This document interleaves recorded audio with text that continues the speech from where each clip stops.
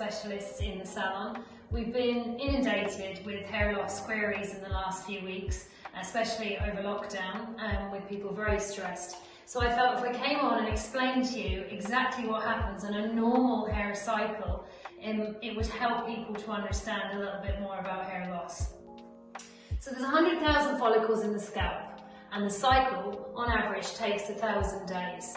So not every follicle is in a different phase of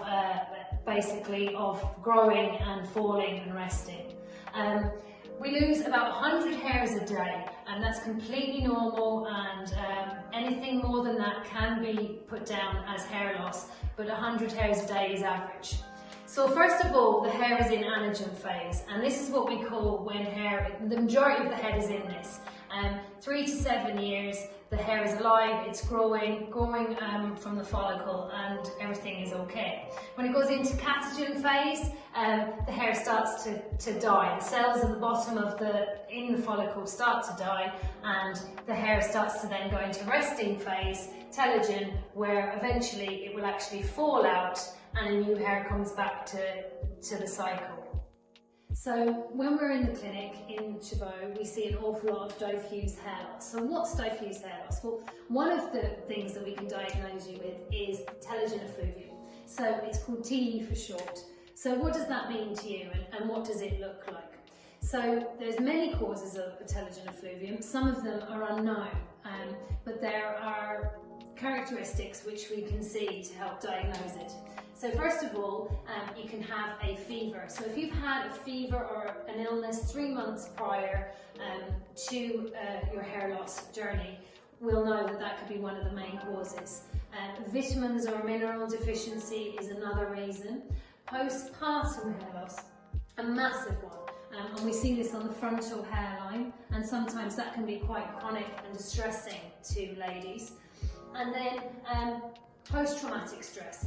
We had one client that came to us, and a very serious incident happened to them, and a year later we seen a hair loss situation with them.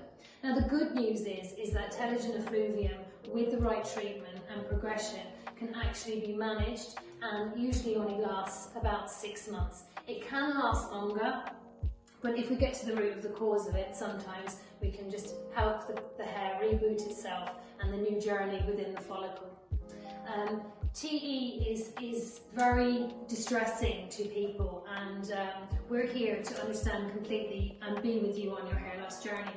So when we are with you online, we speak to you, we get all details in regards to history. We may ask you to go and get some bloods done, and we also, when we are able to do face-to-face consultations again, we do something that's called a pull test, where we then analyse the hair under a microscope and see exactly what phase your hair is in, so that helps us diagnose where we are in regards to your hair loss journey. So if you have any issues with hair loss, please don't hesitate to contact us. Send us your pictures, and we can do a Zoom call with you, and we can do an online consultation. Thank you for watching.